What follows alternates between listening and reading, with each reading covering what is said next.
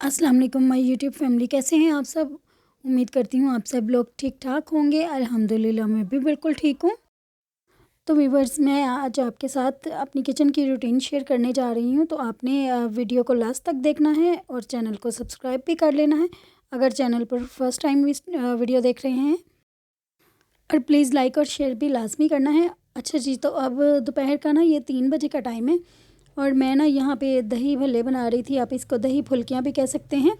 और मैंने ना पहले से पानी में डिप करके रखी हुई थी और साथ में आलू भी 2 आलू मैंने बॉईल कर लिए थे और एक मीडियम साइज़ का टमाटर वो भी कट करके डाल दिए और प्याज भी स्लाइसिस में कट करके डाला है। और अब मैं इसमें चाट मसाला डालूँगी और डाल के ना मिक्स कर लूँगी अच्छी तरह से। और ये चाट मसाले का चम्मच ना पता नहीं छोटे बेटे ने कहाँ फेंक दिया था। बस जब वो किचन में घुस जाता है ना तो इसी तरह से चीज़ें आगे पीछे कर देता है। और मोस्टली हमारे लाहौर में ना ये इसमें टमाटर नहीं डाले जाते, लेकिन बच्चों को पसंद है इसलिए मैं डाल लेती हूँ। फैसलाबाद हम रह कर आए हैं ना, तो वहाँ पे जब भी दही भल्ले मंगवाते थे ना तो उन्होंने लाजमी डाले होते थे। और ये फुल्कियाँ बनाने की रेसिपी और ना भल्ले बनाने की रेसिपी ना मैंने अपने चैनल पे शेयर की हुई है डिटेल के साथ। अगर आप ख़ुद से बनाना चाहते हैं घर में तो आप मेरी वो रेसिपी ज़रूर देखिएगा। मैं उसका लिंक डिस्क्रिप्शन में डाल दूँगी। और अब ना मैंने इसमें दही डाल दिया और चाट मसाला और साथ में इमली की चटनी। और इमली की चटनी के साथ भी ना बहुत अच्छा फ्लेवर आता है। आधा दही मैंने अभी डाला है और आधा मैं बाद में डालूँगी। और इस तरह से ना सारी चीज़ों को अच्छी तरह से मिक्स कर लूँगी और बाकी की जो दही होगी ना वो ऊपर से डाल दूँगी। तो बस अगर आपके पास सारी चीज़ें रेडी हैं ना तो इसको तैयार करने में ना सिर्फ 10 मिनट ही लगते हैं। और आज बच्चों की फरमाइश थी इसीलिए ये उनकी फरमाइश पे ही बनाए हैं। और ये लें जी, हमारे दही भल्ले मिनटों में तैयार हो गए हैं। बस ज़्यादा स्पाइसी नहीं हम खाते और इसी तरह के ही खाते हैं। ग्रीन चटनी मेरे पास थी नहीं वरना मैं वो भी डाल लेती, तो वरना मैंने फ्रीज़ करके रखी होती है, तो आज नहीं थी तो इसलिए मैंने नहीं डाली। देखिए, देखने से ही बहुत मज़े के लग रहे हैं और मुंह में पानी आ रहा है। अभी मैं वॉइस ओवर कर रही हूँ लेकिन मेरा फिर से दिल चाह रहा है खाने को।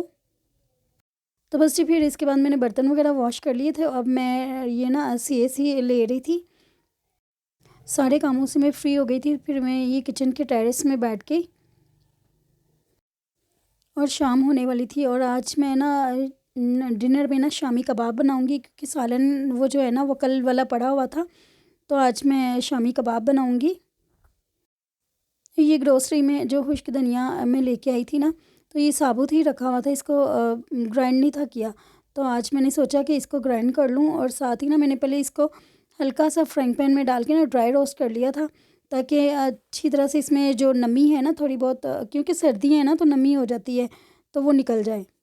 फिर मैंने इसको पीस लिया था।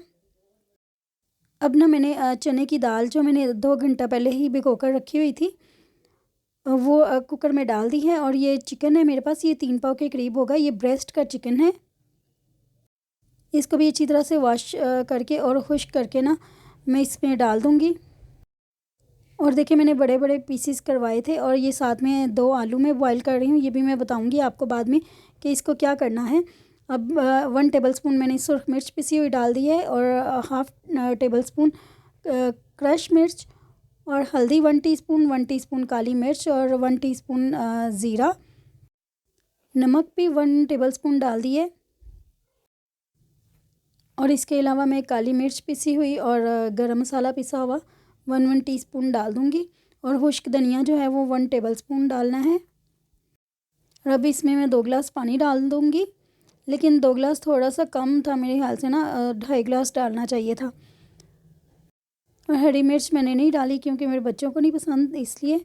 और जो लहसुन अदरक का पेस्ट है ना वो 2 टेबलस्पून डाल दूँगी। ये क्यूब्स में मेरे पास था, ये मैंने डाला है। और डाल के सारी चीज़ों को अच्छी तरह से मिक्स कर लेंगे और फिर कुकर को ना बंद कर देंगे 15 से 20 मिनट के लिए।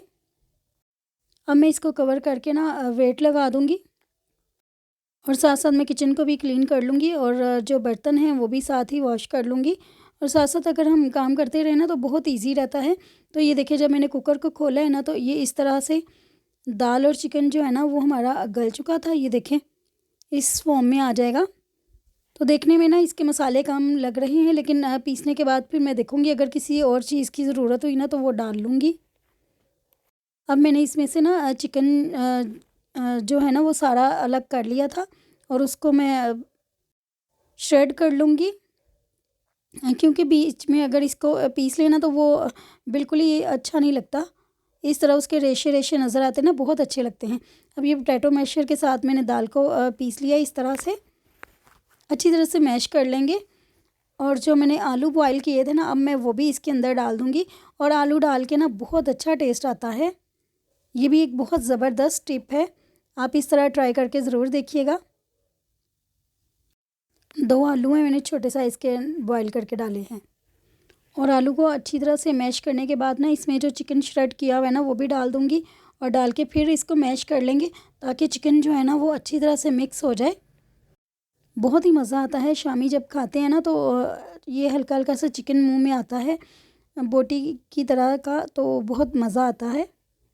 अब मैं सब कुछ मिक्स करके ना फिर इसका टेस्ट चेक करूँगी कि इसमें किस चीज़ की कमी है, फिर वो चीज़ डाल लेंगे। और ये बहुत मुश्किल काम होता है, तो ये मैं अपने हस्बैंड से या फिर बच्चों से ही करवाती हूँ, मुझसे इस तरह नहीं होता। तो मैं चॉपर में डाल के पीस लेती हूँ, लेकिन आज चॉपर की ज़रूरत नहीं थी। दाल हमारी जो है ना वो बिल्कुल ही मैश हुई हुई थी, बिल्कुल ही सॉफ्ट हुई हुई थी, तो इसलिए ना फिर चॉपर की ज़रूरत नहीं थी। और यहाँ पे मैंने सारी चीज़ों को मिक्स कर लिया था। अब इसमें मैं और मसाले ऐड करूँगी। मैंने जब इसको टेस्ट किया ना तो इसमें नमक और नमक की कमी थी। अब मैं इसमें नमक डाल लूँगी और गरम मसाला 1 टेबलस्पून और काली मिर्च पिसी हुई 1 टीस्पून डाल दूँगी और साथ में हरा धनिया डाल के ना इसको मिक्स कर लेंगे और कबाब की शेप दे लेंगे। और अभी मैं आपको बताती हूँ कि मैं कबाबों को किस तरह से सेव करती हूँ। तो इस तरह से ना ये देखें, एक ट्रे लेके ना उसमें मैं क्लिंग रैप लगा दूँगी और फिर इस तरह से सारे कबाब को रखते जाएंगे और जब कबाब की एक लेयर बन जाएगी ना तो फिर क्लिंग रैप जो है ना वो दूसरी तरफ फ़ोल्ड कर देंगे और इसी तरह से ना मैंने 3-4 लेयर ये कबाब की बनाकर ना क्लिंग रैप की मदद से इस तरह से ना ये चिपकेंगे नहीं आपस में और बिल्कुल सेट रहेंगे। और फिर जब ये फ्रीज़ हो जाएंगे ना फिर मैं इसको ज़िप लॉक बैग में डाल के तो सेव कर लूँगी। इस तरीके के साथ बहुत अच्छे और इजी वो हो जाते हैं।